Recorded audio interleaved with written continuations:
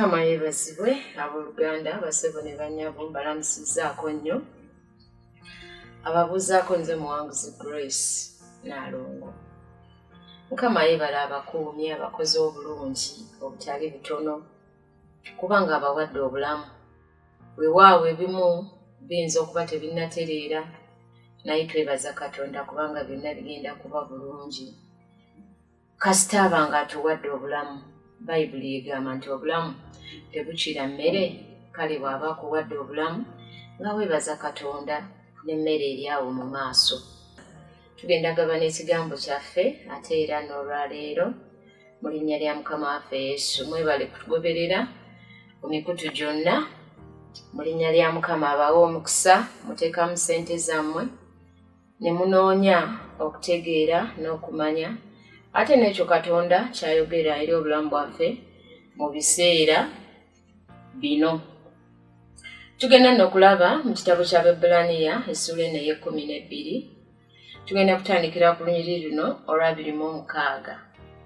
Olunyiriri luno 26 tuzze nga tulusoma era nga batuluyigiriza nga naffe abayigiriza tuluyigiriza.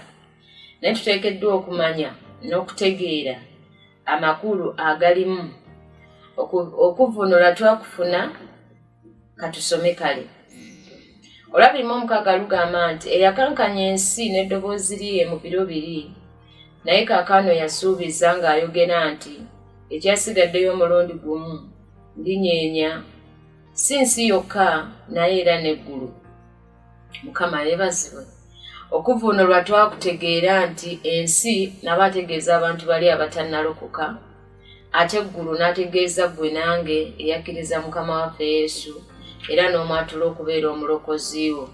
Kale n'agambye nti yasuubiza nti ekyasigaddeyo omulundi gumu okunyeenya abali eri era naffe abali eno.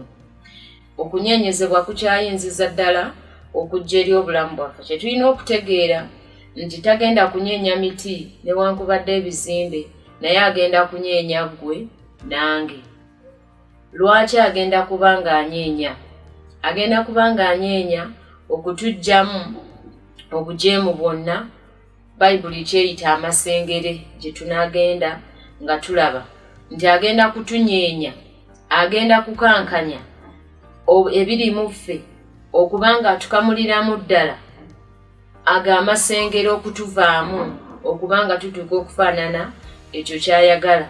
Bw'aba aleese embeera eri mu nsi nga bwe tulaba era naye n'asobola okugireeta kubanga alina omulimu gw'ayagala okutukolamu. Kale n'amasengere kye ki? Amasengere byebyo ebiri mu ffe nga bikontana n'okwagala kwa Katonda. Ebikontana n'okwagala kwa Katonda enneeyisa yaffe, ebirowoozo byaffe, kwe kufumiitiriza okuva mu mitima gyaffe, naye nga tebiri mu kwagala kwa Katonda. Mukama yeebazibwe. Kaakati ebyo byagenda okunyeenya, okutunyeenya, okuteekawo embeera egenda okubanga etunyeenya, okubanga etuggyamu ebyo ebirowoozo ebibi, okwemulugunya nga bwe tubadde tukola emabegaawo nti okwemulugunya. Mukama yeebazibwe. Byonna byagenda okubanga atunyeenya, naye mu kunyeenya awo agenda kubanga aleeta embeera yegenda okubanga etunyeenyanyeenya bweti. Kati gwe nange tuteekeddwa okuba n'okubikkulirwa. Mukama yeebazibwe. Bwe tutabe na kubikkulirwa tujja kuyombesa Katonda, tujja kwemulugunya. Neteekeddwa okubanga ekigambo kino tukisomye ate ne tukitegeera mu bulamu bwaffe nti agenda kukola eri ng'akola n'eno. Waliwo ekyandiikibwa ekigamba nti omusango gugenda kutandikira mu nnyumba. Kati omusango okutandikira mu nnyumba kye ki? Ti agenda kusooka okulongoosa ffe mu linnya lya Mukama waffe Yesu. Olunya olwa 27 luga nti n'ekyo nti ekyasigaddeyo omulundi gumu kitegeeza okuggibwawo kw'ebyo ebikankanyizibwa ng'ebyakolebwa ebitakankanyizibwa biryoke bibeerewo. Amiina. Nti kitegeeza nti waliwo byagenda okuggyawo, waliwo obwakabaka bwagenda okujja mu bulamu bwo n'obwange asimbemu obwakabaka buli obutanyeenyezebwa Mukama yeebazibwe. Obwakabaka bwa Katonda nga bwe bufuga mu mitima gyaffe, ng'obwakabaka bwa Sitaani tebukyafuga, anti ng'ola tuggyeemu endowooza embi, okwemulugunya, omulugube, byonna ebiringa ebyo. Ebikitegeeza bikankanizibwa bisobola okuvaawo. Naye obwakabaka bwa Katonda agamba kino bwo bugenda kubeererawo ddala mu bulamu bwaffe. Bwe tudduka mangu ne tugenda mu kitabo kya Malaki essula 4:3, Bayibuli eyogera ng'agamba nti olunyiriri olwokusatu oba lutandikire ku lwokubiri, ani ayinza okugumiikiriza olunaku lw'okujja kwe, era ani aliyimirira ye bw'alirabika? Kubanga alinga omuliro gw'oyo alongoose effeeza, era nga Sabbuuni w'omwozi.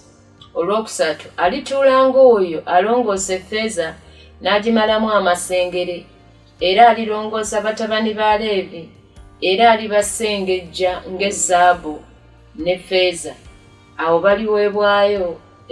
baliwaayo ekiweebwayo kyabwe eri Mukama mu butuukirivu. Mukama yeebazibwe. Nti agenda kutulongoosa nga batabani ba Leevi. Abaleevi be baliwa? Ye ggwe nange omulokole ate ategedde enjiri eno ey'omulembe ogusembayo, nti agenda kukulongoosa ng'onaatuula mu ddongooserezo ng'alongoosa ffeeza era ne zaabu. Mukama yeebazibwe. Ffeeza ne zaabu tebajooza na mazzi gokka okugirongoosa, okugimalamu amasengere, naye eyita mu muliro. Kati omuliro yeeyo embeera nze naawe eri mu bulamu bwo, eri mu kukusengejja, eri mu kukulongoosa otuukire ddala mu kigera ky'ayagala okubeeramu. Kati teweemulugunya, naye ekisa kya Katonda weekiri. Tudduke mangu tugende mu Isaaya essula 4 olunyiriri olwa 25. Isaaya essula 1 olunyiriri olwa 25 lugamba bwe luti, era ndikuteekako omukono gwange ne nnongooseza ddala amasengere go gonna, ne nziryawo n'essasi lyo. Agenda kuteekako omukono. Mukono loza agenda kuteekako ng'akuweeweta buweeweesi. Agenda kuteekako omukono ng'anyigiriza. Mukama yeebazibwe. N'agamba nti akuggyemu amasengere go gonna.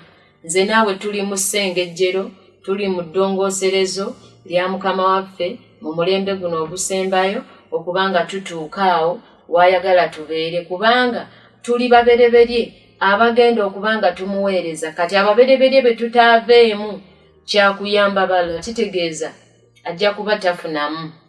Naye twebaza Katonda, tukkirize nze naawe, wandiika ne Zekariya 13 olunyiriri lwa 9 yagenda kuyisa mu muliro. Awo ojja kusomawo olabe omuliro gutegukola, ekyo kimanyi gwokya. Haleluya.